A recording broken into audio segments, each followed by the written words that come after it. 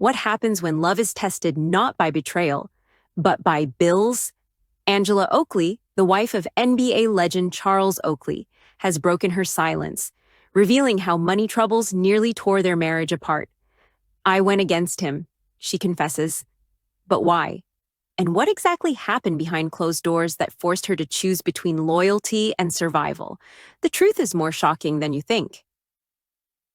When we think of celebrity marriages, especially those involving sports legends, we often picture luxury homes, designer wardrobes, and the kind of financial freedom most of us can only dream of. But behind the Instagram posts and red carpet appearances, there's a truth many don't want to face. Money doesn't just solve problems, it can cause them too. Angela Oakley, the elegant and resilient wife of former NBA enforcer Charles Oakley, is now pulling back the curtain on a painful chapter in their marriage. In a rare and emotional interview, she bravely admits, "I went against him," revealing how financial disagreements and years of unspoken tension slowly chipped away at their marital bond. This video will dive deep into the real story behind the Oakleys' financial strain, what caused it, and who was really responsible, Angela's controversial decision that left Charles blindsided, the emotional cost of staying silent for so long, and the moment everything came to a breaking point, when she chose to fight for herself, even if it meant standing alone. You won't believe what Angela endured, or how she finally found her voice. So stay with us, because what she revealed next left even longtime fans speechless. At first glance, Angela and Charles Oakley were the picture of success. Charles, a celebrated NBA legend known for his grit, discipline, and loyalty on the court, built a reputation as a fierce protector of his teammates and his family. Angela, graceful and intelligent, often stayed out of the spotlight, but those who knew her said she was the glue that held everything together. For years, the Oakleys projected an image of unity. They were seen courtside at games, photographed at exclusive events, and admired for surviving the highs and lows of fame without the typical tabloid scandals. But what the public didn't see was the growing tension behind the scenes, especially when it came to money, how it was spent, where it was going, and who was making the decisions. Angela had always been financially savvy. She'd grown up knowing the value of a dollar, and while she appreciated the luxury that came with Charles's success, she also believed in stability, transparency, and smart planning. But in the world of professional sports, those values don't always take center stage. Behind the Oakley household doors, quiet arguments began to surface. Angela started noticing discrepancies in the finances, investments that didn't make sense, unexplained withdrawals, and debts that didn't align with their lifestyle. She asked questions, she voiced concerns, but instead of open conversations, she was met with resistance. Charles, like many professional athletes, was used to being the provider, the protector, the man who didn't have to explain himself. To him, Angela's questioning felt like doubt, a lack of trust in his judgment. To Angela, it felt like being shut out of her own life. And that's where the rift truly began. But what exactly was happening with their money? And why was Angela suddenly feeling like a stranger in her own marriage? Angela Oakley never expected to become the financial watchdog of her marriage. She trusted Charles. After all, this was a man who had battled legends on the court, protected teammates with fierce loyalty, and provided for his family for decades. But that trust would soon be tested in ways she never imagined. It started with small red flags. Angela noticed late notices arriving in the mail, credit card bills she'd never seen before, business dealings she hadn't heard of. She began combing through bank statements, quietly, methodically, trying to piece together a puzzle she hadn't realized was missing pieces. What she found shocked her. There were risky investments in restaurants and side ventures that had quietly drained hundreds of thousands of dollars, old debts from former business partners that were never disclosed, and worst of all, unfiled taxes and legal notices that could have endangered their home, their assets, and their future. Angela said in a recent interview, "I remember sitting at the kitchen table, holding these papers in my hand, thinking, what else don't I know?" For Angela, the issue wasn't just the financial danger, it was the emotional betrayal. She had built her life around trust and partnership. To discover that major decisions were being made without her input or knowledge, that her name was on documents she had never signed or seen, made her feel invisible. She described that time as a fog of silence. The more questions she asked, the fewer answers she received. Charles became distant, defensive, even angry at times. He saw her digging as a challenge to his authority. But for Angela, it wasn't about power, it was about protection. Protection of her marriage, her future, and most of all, her dignity. "I wasn't trying to control him," she said. "I was trying to protect us." But the more I spoke up, the more it felt like I was standing on the opposite side of the room, like I had become the enemy. That's when the emotional strain began to take a toll. Angela began losing sleep. She felt anxious all the time, constantly wondering if the next envelope in the mail would bring another bombshell. She stopped attending events. She became withdrawn, isolated, even from close friends. When people asked her how she was doing, she smiled, she lied. She said, "I'm fine." But she wasn't. The woman who had stood beside him all those years, she later admitted, was starting to break down quietly in the shadows. This was more than a disagreement about dollars. It was a full-blown identity crisis. Angela no longer recognized her place in the relationship. Was she a partner or just a bystander? And yet, she hadn't even made her most controversial decision yet. By now, Angela Oakley wasn't just emotionally drained. She was at a crossroads. The weight of secrecy, stress, and silence had worn her down. She no longer saw herself in the mirror. The once confident woman who had stood proudly beside a sports icon now felt like a ghost inside her own home. And while Charles continued to move through life like everything was fine, smiling for the cameras, making appearances, holding on to his pride, Angela was drowning under the surface. She knew something had to change. But making that change would mean doing the one thing she feared most, going against her husband. Angela described the breaking point as a quiet morning. No arguments, no loud fights, just a moment of sheer clarity. She had been staring at a spreadsheet for hours, trying to figure out how to fix the damage, how to salvage what was left. But the numbers didn't lie. The truth stared back at her cold and unrelenting. She closed the laptop, took a deep breath, and made a phone call. It wasn't to Charles. It was to a financial advisor, her own.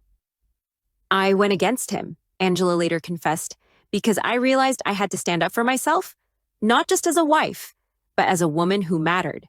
She quietly opened a separate bank account in her name.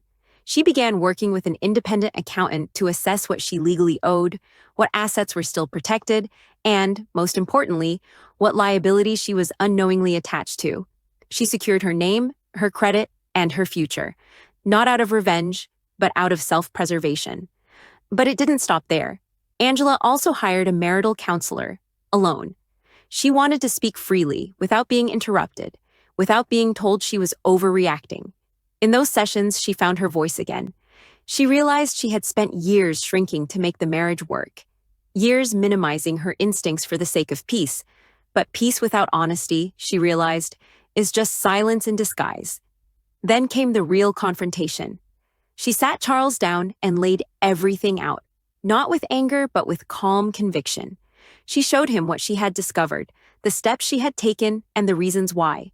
She told him she loved him, but she could no longer be a spectator to her own life.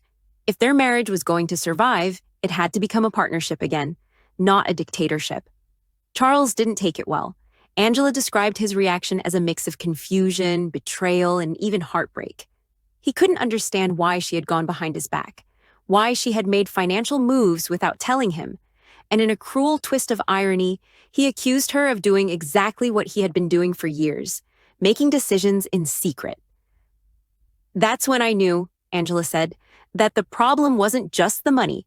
It was deeper. It was about power, about control, about feeling heard, and not being afraid to speak up." The fallout was heavy. For weeks, the couple barely spoke. Angela wasn't sure if they'd make it through. Friends and family noticed the tension. The press didn't know it yet, but a storm was brewing behind the scenes. But here's where the story takes another shocking turn.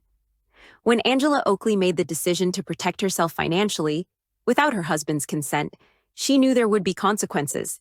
But she didn't expect to become the villain in her own love story. Charles's reaction was swift and cold. At first, there was silence. He withdrew, refusing to engage in meaningful conversation. The man who once shielded her from the chaos of the outside world had now become her storm. Angela recalled moments of deep sadness, where the man she loved looked at her like a stranger, not because she had betrayed him, but because she had dared to stand on her own. The tension inside their home became unbearable.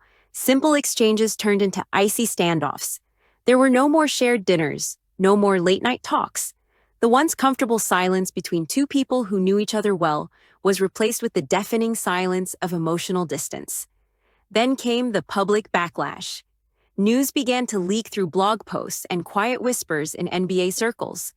While Angela never went public initially, people began speculating.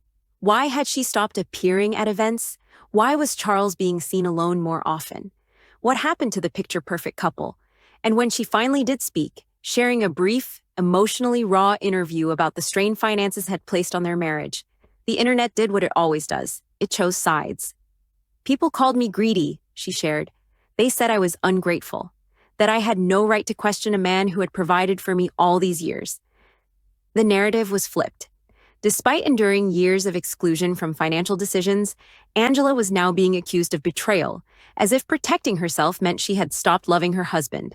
The burden of judgment was heavy, and it came from all directions. Strangers, family friends, even anonymous accounts on social media flooded her with criticism. Some said she was trying to cash out of a long marriage. Others accused her of embarrassing a black man who had represented strength and masculinity in sports culture. They didn't see a woman trying to reclaim her dignity. They saw a threat to tradition. But Angela refused to back down. "I didn't do it to shame him," she said, her voice cracking during an emotional sit-down. "I did it to save myself, because staying silent was slowly killing me." What many failed to realize was that Angela hadn't gone public out of spite. She went public because she needed to control her own narrative. For too long, she had been living someone else's version of their marriage, the version that said, "Smile for the camera, be quiet at home, trust him, even if it costs you everything." By telling her truth, Angela reclaimed her voice, but the pain of that truth cut deep. She revealed that during their worst moments, she would cry alone in their bedroom, praying for a sign that she hadn't made the wrong choice, that she hadn't broken her marriage beyond repair. "There were nights I wondered, did I ruin us? Or was I just the first one brave enough to say something was already broken?" Still, amidst the hurt and confusion, something unexpected began to happen. Other women began reaching out, women in similar situations, women married to powerful men who controlled the money, the decisions, and the narrative, women who had also been called disloyal just for asking questions. Angela became a quiet voice of courage in a world that often silences women behind powerful men. And while she never claimed to be a victim, she also refused to carry the blame any longer. But here's the twist you didn't see coming. For weeks, Charles Oakley said nothing publicly. He refused interviews, declined podcast requests, ignored the rumors. It was classic Charles, controlled, guarded, and emotionally armored. But privately, the damage had already been done. Angela's quiet defiance had triggered something deep in him, not just as a husband, but as a man shaped by decades in the high-pressure, hyper-masculine world of the NBA, a world where vulnerability was weakness, where questioning authority, even from a spouse, felt like betrayal. When he finally spoke, it wasn't in a press conference. It wasn't in a sit-down interview. It was, ironically, in a conversation with a close friend that eventually made its way to the public. "She made me look weak," Charles allegedly said. "I took care of everything. I did what a man is supposed to do, and she went behind my back, like I was the enemy." Those words pierced through the heart of the situation. For Charles, this wasn't about money. It was about respect. The traditional roles he believed in had been disrupted, and in his eyes, Angela had crossed a line. But what he failed to recognize was this. Angela wasn't trying to emasculate him. She was trying to empower herself. Charles eventually sat down for an off-camera discussion with a trusted confidant, where he admitted that he had underestimated Angela's emotional and intellectual needs. He acknowledged that he was so used to handling business on his own that he forgot to include the one person who stood by him the longest. "Maybe I got used to doing things solo," he said. "I didn't mean to shut her out, but I also didn't think she'd turn on me like that." Angela, hearing those words, said it felt like he still didn't understand. This wasn't about turning on him. It was about choosing herself when no one else would. The emotional gap between them widened. Their communication became more transactional, short texts, basic check-ins, and long periods of silence. And while they still lived under the same roof, the distance between them was palpable. But here's what shocked people the most. Charles never truly apologized. He acknowledged the issues, he recognized the mistakes, but he couldn't bring himself to say the one thing Angela needed most. "I'm sorry I made you feel like you didn't matter." Angela later said, "Sometimes the absence of an apology is louder than the apology itself." Despite the heartbreak, Angela remained composed. She didn't lash out. She didn't retaliate in the media. Instead, she focused on healing herself. She began journaling, attending therapy regularly, and even mentoring younger women in similar situations. Her pain became her platform, not for fame, but for freedom. And here's where the story turns again. One night, months after their confrontation, Charles quietly entered the room and said something Angela never expected. "You weren't wrong. I just didn't want you to be right." It wasn't an apology, but it was the closest thing to vulnerability she'd ever seen from him. "For the first time," she said, "I saw the man, not the legend. And for a moment, we were just two people trying to understand each other." But the question remained, was that moment enough to save the marriage? Or was it already too late? Angela stood at a crossroads again, only this time she wasn't alone. She had her voice, her independence, her truth,